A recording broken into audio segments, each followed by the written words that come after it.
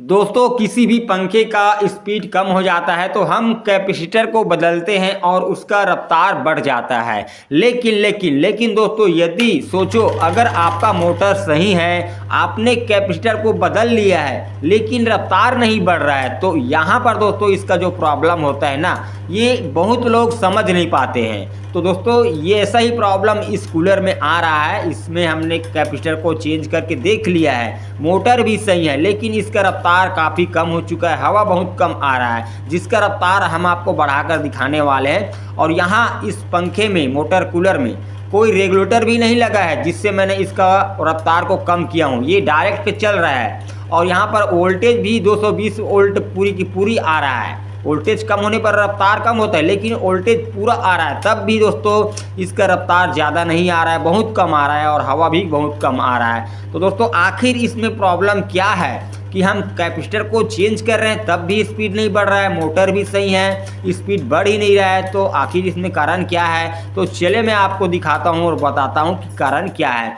तो दोस्तों इसका प्रॉब्लम ना इसके मोटर में है और ना ही इसके कैपेसिटर में है। इसका जो प्रॉब्लम है ना, इसका ब्लेड में है, जो पंखुड़ी है ना इसमें है। आप इस तरह से हिलाकर देखेंगे तो आप देख पा रहे हैं ब्लेड मोटर के सॉफ्ट से अलग हो चुका है, फ्री हो रहा है, आप देख सकते हैं फ्री हो चुका है। तो ये फ्री हो रहा है, तो चलिए मैं आपको दिखाता हूँ चालू करके। तो ये मोटर घूम तो रहा है, तो मोटर का जो सॉफ्ट है वह तेज गति से घूम रहा है, उसके घर्षण से ही ये पंखुड़ी घूम रहा है और स्लो घूम रहा है।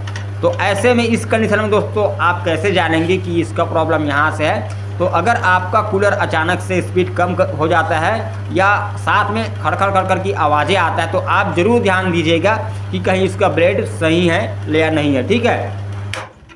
तो इसका जो ब्लेड दोस्तों जो यहाँ से फ्री हो चुका है, तो फ्री होने का दो कारण होता है। पहला कारण ये कि आपका कूलर यदि ओवर हीट हो रहा है तो उस कंडीशन में जो ब्लेड के साथ रिंग होता है ना लोहे का, वह ज़्यादा गर्म होता है और उसके साथ जो प्लास्टिक होता है वह पिघल कर पकड़ छूट जाता है, जिस कारण से फ्री हो जाता है। दूसरा कारण ये होता है मोटर का जो मोटर के सॉफ्ट के साथ जो पंखुड़ी का जो रिंग होता है, ये लोहे का रिंग लगा होता है, वो उसका जो नट होता है वह वाइब्रेशन के चलते ढीला हो जाता है, ढीला होकर निकल जाता है, जिस कारण से भी जो ब्लेड है वह सॉफ्ट से अलग हो जाता है। तो इसमें नट ढीला हो चुका है वाइब्रेशन के चलते, तो मैंने इसको टाइट कर दिया हूँ। अगर यहाँ पर अधिक गर्म होकर इसका रिंग पिघल चुका है तो आपको नए ब्लेड लगाने की जरूरत पड़ेगा।